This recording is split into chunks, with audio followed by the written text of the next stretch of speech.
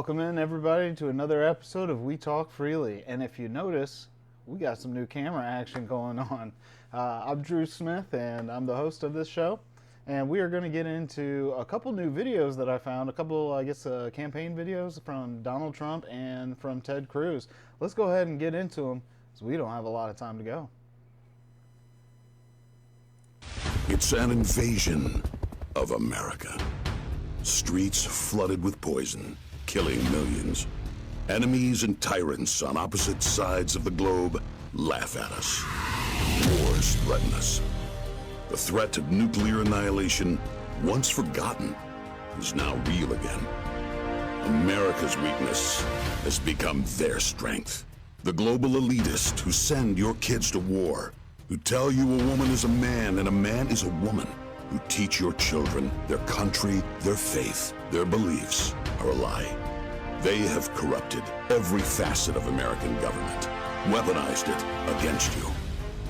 While they watch our cities burn and violent crime skyrocket, you and your families pay the price. Out of control inflation, an economy wrecked, a nation in decline. This is Joe Biden's America, failing, weak. But one man, one movement can change all that for us. Put America, the middle class, first, and put the globalists, the elitist, and the corrupt in their place. Bring back pride and the American dream to let the world know, don't mess with us. One man focused on the true owners of this great land. One movement focused on the true priorities. Make America great for us again.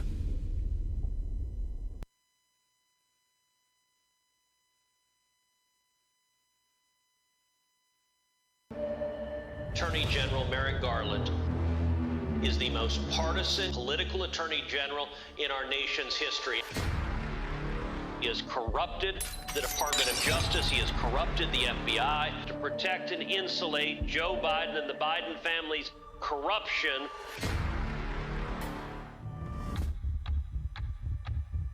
The Biden Justice Department, the FBI, turned into political weapons to target their enemy. It's clear that DOJ is targeting people of faith, declaring them enemies of the state. FBI agents raided the home of a pro-life father of 11, and nearly a dozen other pro-lifers were arrested and charged. Whistleblower says the FBI directed agents to use counterterrorism measures to track parents critical of their school boards. The Justice Department has just indicted former President Donald Trump. We should have a special counsel to investigate Merrick Garland for whether he lied under oath to Congress and whether he committed obstruction of justice.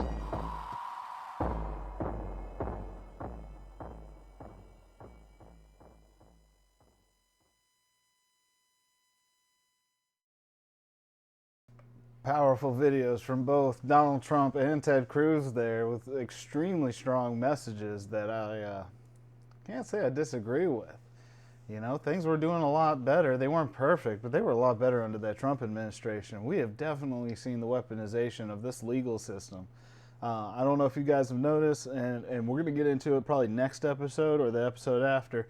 The New York judge has made a quick ruling about Donald Trump's businesses, saying that he overvalued the property. I'm definitely going to get into that a lot more as more details come out.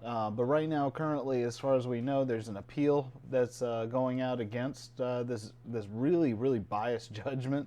The judge, while accusing Donald Trump of overvaluing his properties, is easily provable undervaluing Donald Trump's property. It's becoming a very wild story. I don't have all the facts on it yet, because really what's going around on social media is a lot of random speculation, a lot of emotional outrage. But let's get into a little bit of the news that has been going on today, a little bit more provable. You know, in Ted Cruz's video, or not Ted Cruz, in Donald Trump's video, you know, you saw him talk about the crisis going on at the border. And unless you just have not been paying attention to any news, you know it's chaos there.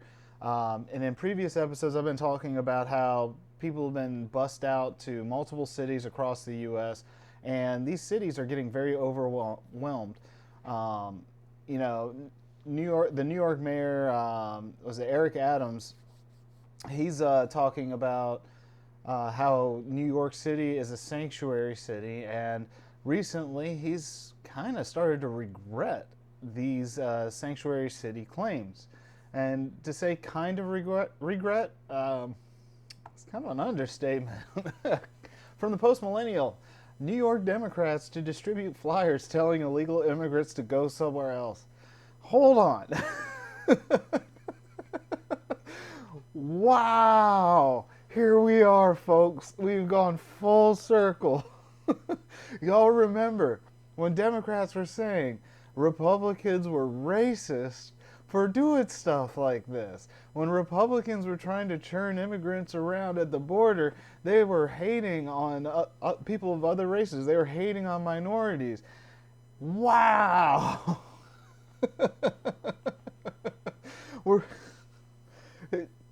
New York Democrats are going to distribute flyers telling them to go somewhere else. So I guess it is a little different. They're not telling them to go home to their own country. They're telling them to just generally go somewhere else. Is that the fine line? Is that little bit of gray area there? I got a kick out of this. As soon as I saw this, I was like, this has got to get on the show today. This is insane. So from the Post-Millennial, New York City has had enough of illegal immigrants exhausting the city's resources and is planning on distributing flyers to illegal immigrants that state they will not be able to find work in the Big Apple and to go somewhere else. According to Bloomberg, the flyers will be dispersed to illegal immigrants in NYC shelters and at the U.S.-Mexico border, all the way down to the border, really, in an attempt to dissuade them from coming to the concrete jungle. The contents of the flyer warn illegal immigrants that you will not be placed in a hotel. NYC is one of the most expensive cities in the world. You are better off going to a more affordable city. There's some truth there. There really is. And NYC cannot help you obtain a work permit, and you will not be able to easily find work. Guys, this is wild. So Democrats gut the economy and completely shrivel up the jobs. Because remember, just not long ago, they were bragging about how they've created more jobs and their economy is booming. Well, if everything is so good, there should be plenty of places for these people to work, right? Right? Plenty of jobs. New York City should have all kinds of businesses opening. That place should be flourishing, and they should be hungry for these new employees to fill those positions. No, apparently not.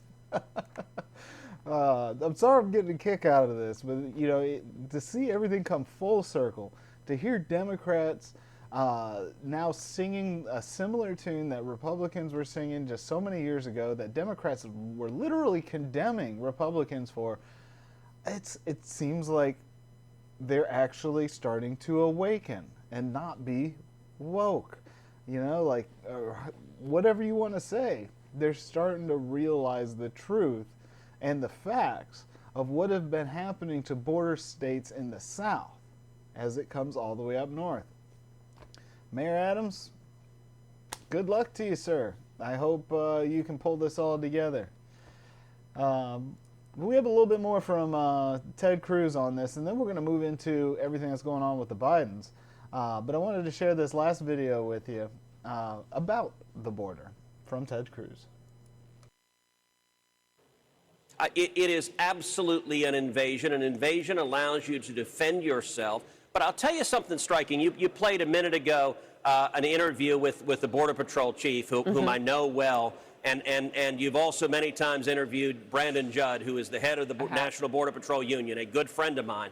You know, when you talk to Jason, when you talk to Brandon, what they will tell you is the biggest thing that we need is a change in policy. The cause of this crisis is one thing, which is Joe Biden will not follow the law. Biden came into office and he inherited the lowest rate of illegal immigration in 45 years. He inherited an incredible success and he decreed, we're not going to deport people anymore. When we catch them, we'll give them a court date sometime years in the future, and we'll just let them go. That is what causes this crisis. So it doesn't take anything magic. Biden could solve this problem tomorrow if he simply followed the law, but Joe Biden and the other congressional Democrats, they don't want to solve the problem. Oh, Ted Cruz dropping some facts bombs there. Biden could fix this easily. Just return back to the Trump era policies. You know, almost everything in our economy, from the border to business closures to crime, all of it. If he just would continue to do what Trump was doing already, what Republicans were doing already. Hell, even what Obama was doing already. Because remember, Obama was anti-illegal immigration to a point as well. You know, he could go back to the Clintons, what they were doing. All those previous presidents led us up to a more peaceful border than what we have right now, to a more prosperous economy than what we have right now. You know, I can go into some of them about some of the punches that they threw into the economy, but none of them were as devastating as what we see today. But that's my opinion. You let me know. Is everything beautiful and hunky-dory and doing much better where you live? Let me know down in the comments below. Definitely want to take this conversation further. When we have a little bit more time, probably next episode we'll take an even deeper dive into this, just depending on how the news feed goes. But I definitely want to spend some more time on this border stuff. So I got another article here from the Post Millennial, and this actually took place of a couple others, but I thought this was very interesting. Hunter Biden believed IRS investigation would just go away once Joe took office. House Ways and Means Committee. Let me read off of this a little bit, and we'll go into it. In documents released by the House and Ways and Means Committee on Wednesday, it was revealed that Hunter Biden expected the IRS investigation into his business dealings to go away when Dad becomes president. Quote, in one email sent on September 22nd, 2021, an IRS employee revealed that he had been contacted by a CNN producer regarding, quote, Sportsman, the code name given to the Hunter Biden investigation.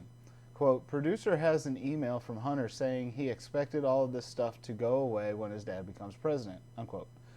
Recipients of the email were former IRS Criminal Investigation Deputy Chief Jim Robinette and IRS CI Chief Jim Lee. The Ways and Means Committee also released a message in which Hunter Biden once again referred to his father as the brand being sold to his business partners. Yeah, I have a hard time not believing this. You know, this looks exactly like what they would expect. A lot of times we see Democrats and just politicians in general, you know, I'm sure from the other side as well, but politicians often think, you know, once somebody gains power, that whatever faulty deeds that they are guilty of are going to be, you know, often gone in the wind. And so maybe that's why we saw such irresponsible behavior from Hunter. You know, we saw the videos of him speeding in cars. You know, there's the whole thing about him and the drugs, you know, him and women and the gun charges, all of this stuff. I guarantee you this dude feels like he's invulnerable. Like nothing can touch him because his dad. Now, aside from that, just on a personal note, I can't tell you how many guys I know like this here in my town of Savannah. How many rich kids I grew up with that would always say, oh, nothing will happen to me because my daddy will get me out of it. And actually, you know, growing up with some of my friends, I watched them get in trouble with the law. And their mom and dad would come in with big money and big money lawyers, and they would make things go away. Heck, actually, you know, and I'm not going to say this definitively, but from what I'm understanding, there was an officer in the town over that ended up getting fired because he ended up arresting the mayor's son. Like, so there's a lot of people that do believe that they can get away with stuff like this. But as high profile as they are, and with the actions that Democrats took against Republicans during Donald Trump's term, it was very naive of Hunter to believe that he could just get away with anything, or that Dad would be able to wipe anything out. It's crazy to me. So let's take a look at how things went today. There was the hearings today about the impeachment inquiries, and a lot of evidence was brought out. We have Comer coming out today, and he was dropping some bombs. So let me throw this video up, and y'all take a listen. It's a little bit lengthy. I think it was about 4 minutes, so just bear with me. Since assuming our Republican majority in January, the House Oversight and Accountability Committee has uncovered a mountain of evidence revealing how Joe Biden abused his public office for his family's financial gain. For years, President Biden has lied to the American people about his knowledge of and participation in his family's corrupt business schemes. At least 10 times, Joe Biden lied to the American people that he never spoke to his family about their business dealings. He lied by telling the American people that there was an absolute wall between his official government duties and his personal life. Let's be clear, there was no wall. The door was wide open to those who purchased what a business associate described as the Biden brand. Evidence reveals that then Vice President Joe Biden spoke, dined, and developed relationships with his family's foreign business targets. These business targets include foreign oligarchs who sent millions of dollars to his family. It also includes a Chinese national who wired $250,000 to his son. Joe Biden also lied to the American people about his family making money in China. He continued to lie about it even when the House Oversight Committee uncovered bank wires, revealing how the Bidens received millions from Chinese companies with significant ties to Chinese intelligence and the Chinese Communist Party. Just this week, we uncovered 2 additional wires sent to Hunter Biden that originated in Beijing from Chinese nationals. This happened when Joe Biden was running for president of the United States, and Joe Biden's home is listed as the beneficiary address. To date, the House Oversight Committee has uncovered how the Bidens and their associates created over 20 shell companies, most of which were created when Joe Biden was vice president, and raked in over $20 million between 2014 and 2019. We've also identified 9 Biden family members who have participated in or benefited from these shady business schemes. Now, what were the Bidens selling to make all this money? Joe Biden himself. Joe Biden is the brand, and Joe Biden showed up at least 24 times with business targets and associates sending signals of access, influence, and power to those prepared to pay for it. The American people demand accountability for this culture of corruption. They demand to know how these schemes have compromised President Biden and threatened our national security. They demand safeguards to be put in place to prevent public officials from selling access to their public office for private gain. Under the leadership of Speaker Kevin McCarthy, House Republicans have now opened an impeachment inquiry into President Joe Biden. Yeah, and always keep this in mind when you're watching these videos with me. For the past couple weeks, all we've been hearing is no evidence. There's no evidence, no evidence, no evidence, no evidence. Well, let's continue to listen. We have Jonathan Turley laying out case for Biden's impeachment. Oh, sorry, it's going off without me. All right, here we go. Jonathan Turley laying it out. Believe that the House has passed the threshold for an impeachment inquiry into the conduct of President Biden. Having said that, I want to just address 3 inescapable facts that led me to that conclusion. First, President Biden has indeed spoken falsely about these foreign deals. The Washington Post and other newspapers have noted that some of his past comments are demonstrably untrue. Second, President Biden was the focus of a multi-million-dollar influence peddling scheme. And then finally, President Biden may have benefited from millions of dollars as a part of that scheme. Quote, may have benefited. So I think that's the last thing that they're currently looking for right now. They're looking for the exact beneficiaries of all these funds. They're looking for exactly how he received the money.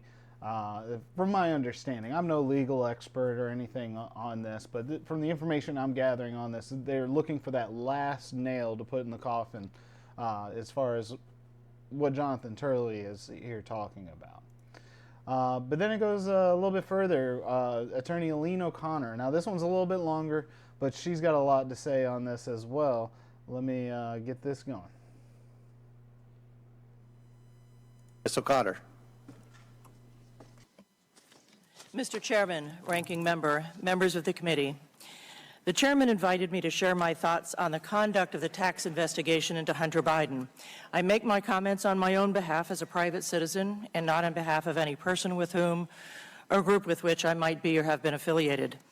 When I learned that experienced IRS special agents had felt compelled to report to Congress about the obstruction of their criminal tax investigation, I felt compelled, too, to share my understanding of how things are supposed to work with people who have no reason to appreciate how disturbing the whistleblower's allegations are. Without context and a frame of reference, it's difficult to know sometimes how seriously to take things. In an October 2022 meeting of the Hunter Biden prosecution team, U.S. Attorney Weiss admitted it was not his decision whether to bring charges the investigation had proven should be brought. This directly contradicted Attorney General Garland's sworn testimony 6 months earlier. This was the final straw. After more than 3 years of having his investigation stymied, but nonetheless having proven substantial criminal charges, Supervisory Special Agent Shapley realized he had to come forward. In fact, he had come forward before, internally within the IRS, using the procedures developed for that purpose. He had complained up his chain of command as early as June 2020 about the obstruction he was encountering, but there had been no response. Once Shapley had taken steps to come forward to Congress, Special Agent Joseph Ziegler did the same. It was not the whistleblower's testimony, however, but what followed that compelled me to write. My first Wall Street Journal article was called "Throw Hunter Biden's Plea Deal in the Trash." Given the substance of the whistleblower's testimony, the plea deal Weiss had worked out with Biden was a miscarriage of justice. After that commentary was published, I heard from many people who were similarly appalled at the unfolding injustice. Many were knowledgeable and experienced tax professionals. Perhaps the most commonly commented on aspect of the handling of the Hunter Biden matter was that Weiss had permitted the statute of limitations to expire on prosecuting provable offenses. This was appalling. It is not significant that the plea agreement, it is not insignificant that the plea agreement was announced on June 20. Let's review what came just before. On August 19, it became known that IRS employees were going to let Congress know about the obstruction they were encountering. Later, Shapley and Ziegler sat for hours of sworn and subscribed testimony with the House Ways and Means Committee staff. It was expected that the committee would make the testimony public. It did, on June 22. U.S. Attorney Weiss, with his June 20 announcement of a plea deal, beat the publication of the whistleblower's testimony by the skin of his teeth. 2 days. If the whistleblowers had not come forward, would Weiss have brought any charges at all? My second Wall Street Journal commentary was published on July 25. It was called "You'd Go to Prison for What Biden Did." Given what Shapley and Ziegler testified they had proven, and the charges the tax division reportedly had authorized, the plea deal represented serious injustice, not only to law enforcement, but also to people who have been caught up in this system and have suffered the consequences the law provides. I received a great deal of positive feedback on this commentary, too. People understand that for laws to be respected, they must be enforced. The nature of any investigation is the following of leads. That didn't happen here. This team was not permitted to search the guest house of Joe Biden's Delaware mansion and Hunter Biden's storage facility in Virginia, to interview family members and business associates, to examine Hunter Biden's abandoned laptop. By November 2019, the FBI had confirmed the devices were Hunter's and the contents were authentic. But the Hunter Biden investigation must not be viewed in isolation, rather as part of a broad landscape of corruption. Don't forget that a full year after that, in October 2020, FBI officials were telling Twitter that the laptop was Russian disinformation. The whistleblowers tell us that the tax investigation of Hunter Biden was an offshoot of an investigation already underway into an online pornography platform. That is how investigations develop. Agents follow wherever the leads take them. And when they take them in the direction of a new investigation, they open one.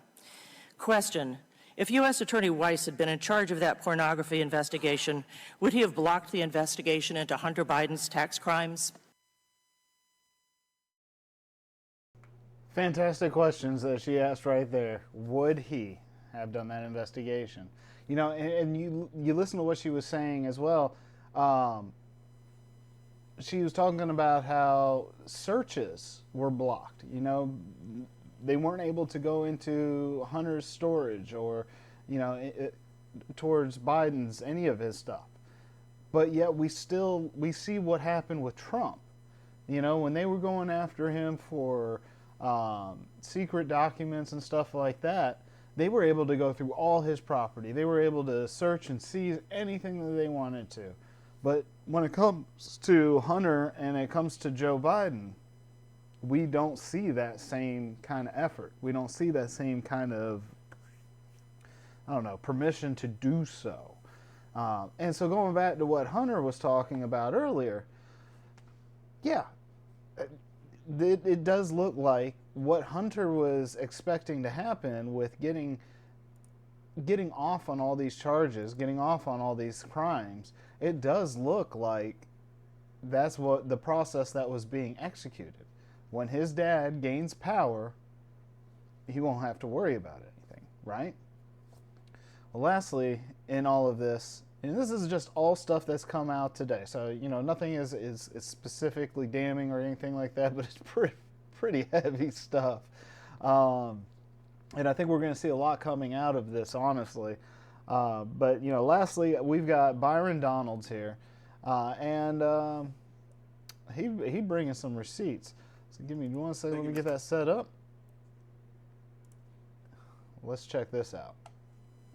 Chairman, Mr. Dubinsky, I want to come to you quickly. A lot of talk about evidence. On the screens in the room, we have an organizational chart from the IRS investigative team that was looking into the business practices of Hunter Biden and his associates. This org chart is from 2014. Now, Mr. Dubinsky, in my former life, I was in community banking, and I'm comfortable with looking at organizational charts. When I first saw this chart, the first thing I thought about was a real estate holding company or a developer, and this is not to demean developers in the great east state of America, but developers typically have multiple companies that float with various business interests and business lines. But the funny thing is that in the business dealings of Hunter Biden, there is no real estate, none at all. So, Mr. Dubinsky, in your professional experience, looking at this organizational chart of business structure, what do you see here? I see a very complicated structure of entities that are interrelated and would give me concern. If I were an investigator, I would want to know what's going on in these entities, who's behind them, how's the money moving between them, and what is the substance of the transactions? What's really going on here? Mr. Dubinsky, do you think it's in the interest of this committee that is now in an inquiry phase to actually find out all of the flow of money between these entities and what the purpose was? Absolutely. Next slide, please. For my colleagues on the other side, we're going to start talking evidence now. This is now a slide of the organizational chart of the Hunter Biden business companies and with associates from 2018, from the same IRS investigators who broke down the business structure in 2014. Does this slide cause you the same concern, Mr. Dubinsky? Yes, it does. Okay. Now let's talk about some more. Actually, one point I want to make on this. Ladies and gentlemen, and I know it's kind of small, so I would love to submit, I will submit all this for the record. I would love my colleagues on the other side to see this. In 2014, one of the key owners was Devin Archer, who did testify, was under deposition under oath by the Oversight Committee. In 2018, Devin Archer is no longer listed, but his wife, Krista Archer, is now listed. Mr. Dubinsky, when you see a situation where ownership interest moves from one spouse to the other, is that a concern of some level of fraud potentially? I would call it a red flag. That's something I would look at and again, try to get to the bottom of what happened there. Was it just transferred? Was there money behind it? What was going on? Okay, thank you. Next slide. Now, this is to a text message. This is a text message between It's going to Naomi Biden. That's what this one is. Hold on, wait, so let me get my stuff back. There we go. Sorry. This is the WhatsApp text message between Jim Biden and Hunter Biden. In this text message, it clearly says, anyway, we can talk later, but you've been drawn into something purely for the purpose of protecting Dad. This is between Hunter Biden and Jim Biden. Last time I checked, the father of Jim Biden and Joe Biden is now passed away. So I'm assuming this is Hunter Biden saying to Jim Biden, the president's brother, that you've been brought in this for the sole purpose of protecting Dad. Miss O'Connor, do you think that this text message would lead this committee to get further information about the business dealings of Hunter Biden and how that actually links to Jim Biden, the president's brother, and why they are so concerned with protecting Dad, a.k.a. Joe Biden, a.k.a. the President of the United States? Yes. Thank you. Next slide, please.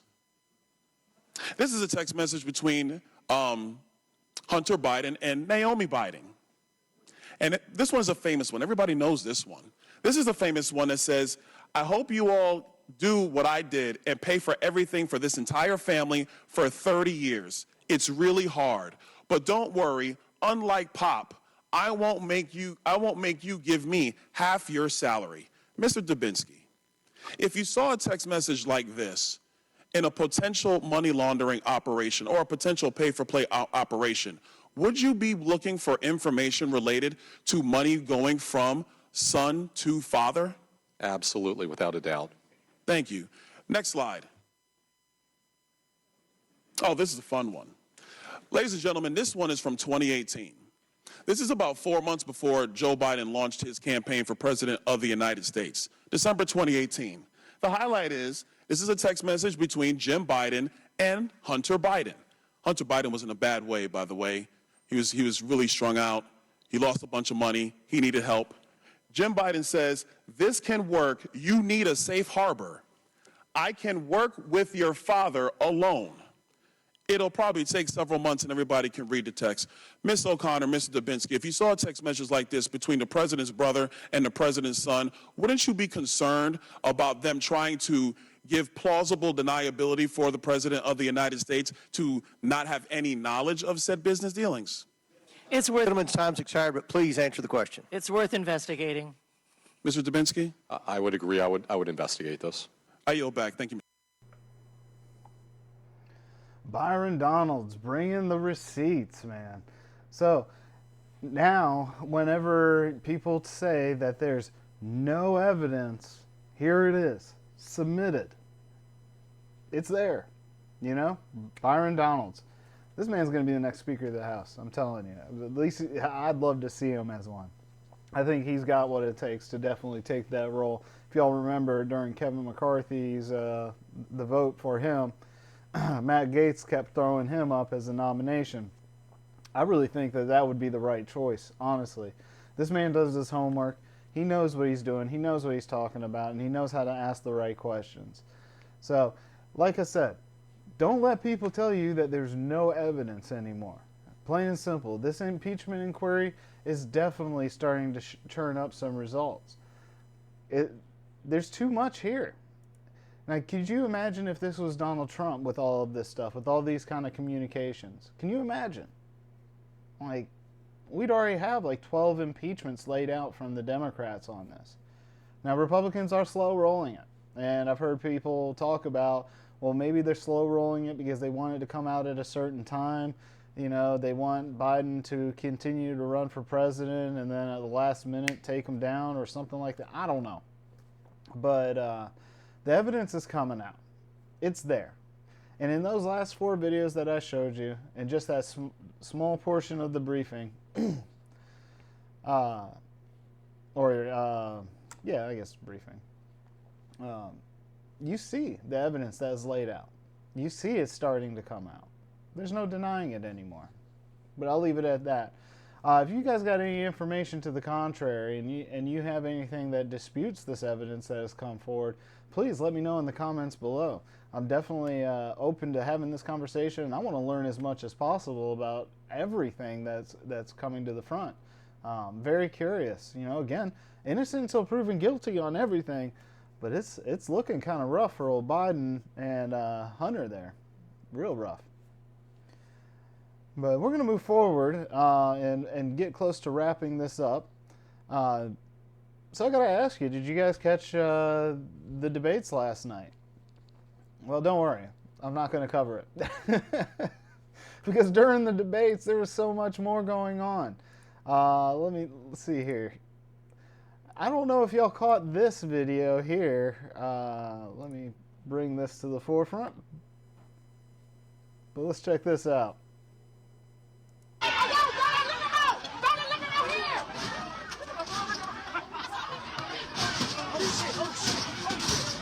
Everybody must eat. Everybody must eat. Everybody must eat. Everybody must eat. Yes. Everybody must eat. Everybody must eat. Everybody must eat. Everybody must eat. That's what I'm talking about. Rest well, Eddie. Rest well, Eddie. Uh-oh, look, here come more people. Let's go. Let's go. Let's go. Let's go. Let's go. Let's go. Let's go. So that was, from what I understand, her name is Meatball. That's what she goes by, Meatball. And she was arrested last night. Apparently, and this was in Philly, by the way. I'm sorry if I left that detail out. Yeah, during the whole debate that was actually really dry and not very good. This spiciness was going on right here. Philadelphia got ransacked. A lot of stores got ransacked. I've seen videos of the Apple store getting run through and all kinds of chaos. And I mean, just look at the end destruction and all this. And I'm going to watch it here with you. Like, look at this madness. And, I mean, why? Why did Philadelphia need to go through this last night? Yeah, this is a liquor store. This is the end result of that video that you just saw there. I mean, look at this place. She's screaming, "Everybody must eat." Well, if everybody must eat, why wouldn't this at a grocery store? This is a liquor store. You know, none of this stuff makes sense. This has nothing to do with like what AOC and all them are talking about, where, you know, people are starving in the streets and they're just trying to get food. No, this is just wild looting because these people know that they'll get away with it. This is insane.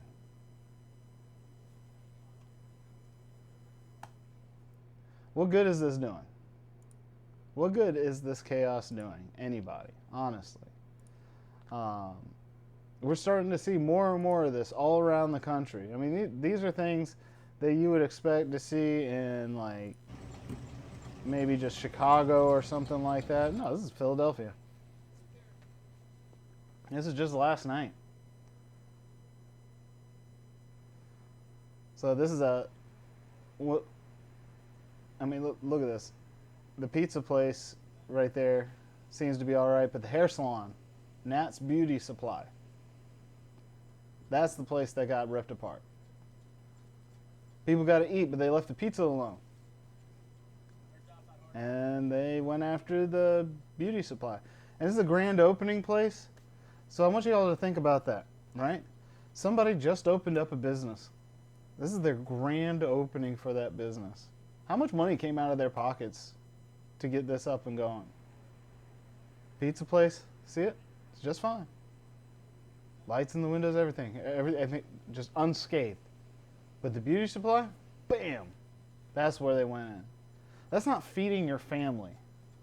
That's just going and stealing stuff that you want. That has nothing to do with feeding your family right there. And I feel bad for that business owner right there. I feel real bad for that business owner. I mean, this is chaos. This is what the world, or this is what our country has devolved into here in the United States under the Biden Democrats. You know, we're not prosecuting these people anymore. We're not going after these people anymore. It's just nobody fears the law. Remember, defund the police and all of that. And now you as a small business owner, that's what you have to look forward to. Straight chaos. I feel bad. I really do. Let me quit repeating myself. I want to move on to my last subject and wrap it up, because I gotta move a little bit fast tonight. I gotta go to work here in just a little bit, and I want to get this up and edited up. So I thought this was interesting, and this is a 4-minute clip here. I don't think I'm going to play the whole thing, but I want you guys to listen to this. This is kind of wild. Does the gentleman from Kentucky seek recognition? Mr. Chairman, I have an amendment at the desk.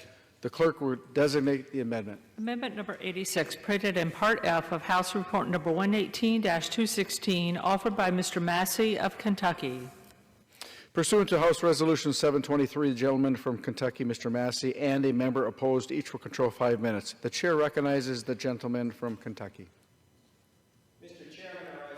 Of my amendment, which states that none of the funds made available by this act may be used to fund any grant related to any transgenic edible vaccine. Does the term transgenic edible vaccine sound far-fetched? Well, it's not. We're funding it. In fact, scientists from the University of California, Riverside, funded with your taxpayer dollars, have been studying whether they can turn edible plants, such as lettuce and spinach, into mRNA vaccine factories, thereby creating a transgenic edible vaccine. One associate professor at UCR explained that ideally a single plant would produce enough mRNA to vaccinate a single person. We are testing this approach with spinach and lettuce and have long-term goals of people growing it in their own gardens. Farmers could also eventually grow entire fields of it. I don't think this is a good idea. I don't think the American people should be funding this. And I think, and I would hope, that we've learned something from the COVID experience with SARS-CoV-2, that some of our science projects aren't the best ideas. And with that, I reserve. Gentleman from Kentucky is recognized. Well, my colleague on the other side of the aisle talks about keeping prices low. I think there's more to it than that for the American people. And he also speaks as if these vaccines, these transgenic edible plant vaccines, are only used for livestock. Well, in fact, they have been used for livestock. I'll get to that in a second. But they're also being used for people. That is the intended outcome of many of these programs that we are funding with money from the USDA. What could possibly go wrong with this research? Well, we found out a few years ago when a biotech company was experimenting, growing in corn a vaccine to keep pigs from getting diarrhea. What happened? Well, the next year where the corn was grown, the prior year, the corn came up and it got commingled with soybeans that were being grown there. It contaminated 500 bushels of soybeans, which were then commingled with 500,000 bushels of soybeans. And those all had to be recalled and destroyed. Luckily, they caught it. Do we want humans eating vaccines that were grown in corn meant to stop pigs from getting diarrhea? I don't think we want that to happen. Yet that almost happened, and it could happen. There's another case where the pollen cross-contaminated another crop of corn, and 155 acres of corn had to be burned. What are the cases where we're not discovering this? I think it's dangerous to play God with our food. I think we need a safe food supply. And this is about food safety. Ultimately, the people in this country need to know what's in their food. And if we start contaminating the DNA of our food with DNA from other animals or viruses, the pollen could spread, and we don't know what could happen. And I would hope we've learned a lesson from the Wuhan lab that sometimes things escape. Sometimes things don't go as you plan. And so that's why I think it's a bad idea to fund transgenic edible plant vaccine research from the USDA. I urge adoption of my amendment, and I yield back the balance of my time. Yo, so that's wild. Like, trying to put mRNA vaccines into our food. Now, I heard, a couple months before I even started doing this show, I heard them talking about giving cattle the mRNA vaccines and how that would end up being passed on to us. Now, let me get a little conspiracy theory-ish here on this whole thing. So after the anti-vax crowd came out and said that they're not getting the vaccine put into their arm, that they refuse, that they don't trust it, they don't want it, we saw what, roughly half the population of the United States go out and get it. And the other half, maybe my percentages are a little off there, but we'll just say half and half. You know, half the country got it, half the country didn't. And that didn't work out for whatever agenda this is all about, you know? In the beginning, we were told that it was 100% effective in preventing us from catching, COVID. And then we saw the percentages start to drop and drop and drop and drop. And now, whenever we hear about it, it's just supposed to reduce the harm. It doesn't stop you from getting it, or, like there's just so many different reports and so much wild information on it. It didn't work out. So now we've got new vaccinations that are rolling out, and people don't trust it. And I think the percentage now of people not trusting it is way higher. And you don't see the massive rollouts. You don't see the pallets and pallets and pallets going to every drugstore across the nation. You don't see the vaccination lines all in parking lots and stuff like that. And so now the stocks on these companies that make this stuff are falling because the demand for the product is dropping. But there still seems to be an agenda to get this mRNA vaccine into every single person on the planet.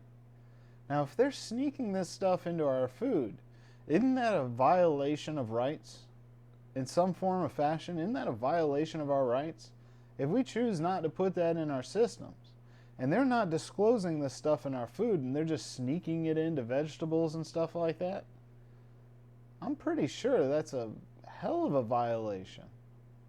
It's kind of scary to think about. Now, I've been hearing a lot lately that the UK has very stringent standards upon their food. I think that's something here that we need to adopt in the US. This kind of stuff that we saw in that last video of him talking about, I find that very, very scary. I want to know what you guys think. What is this all about? Where do you think this is going? Let me know down in the comments below. But that's where I'm going to wrap it up here, folks. I've got to get to work. This Biden economy ain't working out for me, so I'm working nights as well. But I'm working real hard to get these videos out to you every other day. Been pretty good about the scheduling. So today is Thursday, so my next video is going to be out on Saturday. And if you don't like my audio quality, I've got something coming for that here within the next week. I might do 1 or 2 more episodes with this guy, but I am looking to upgrade. The cool thing is it's coming from the support of people that have been viewing my show. The ability to get this camera up and running, the ability to do this show in the first place, and the upgrades that are coming here in the near future all comes from people like you. And I really, really want to say thank you. Thank you very, very much for all the help and support that you've given me thus far. But I'm going to ask you for just a little bit more help, and it doesn't cost you a penny. I'm just going to ask you to make sure to like, subscribe, and share this video out to as many people as possible. I'm trying to grow over there on Rumble as well, so if you guys can go over there and give me viewership on the Rumble platform, that's going to help a lot as well. I don't know what's going to happen with YouTube, especially going into these elections. We've seen, during the last election season, we saw a lot of crazy stuff happen. And I'm talking about a lot of stuff that borderlines for them. So, and I'm not trying to violate any terms of service or anything like that, but if they keep moving the goalposts around, goodness knows that half my episodes are probably going to get yanked. So if you can, and if you've never been on Rumble, go check it out. Start an account. Cool thing about Rumble is that they don't bomb you with a bunch of emails or spam or anything like that. It's just a good open source free speech platform. And that seems like a good home for this show here of We Talk Freely. So go over there, give me a like, give me a follow. You do the same here, share it all out. That's going to help out immensely. And thank you so much, especially if you made it to this point in the video and you sat through all these videos with me. Thank you so much, and I will see you guys soon. But until then, stay safe.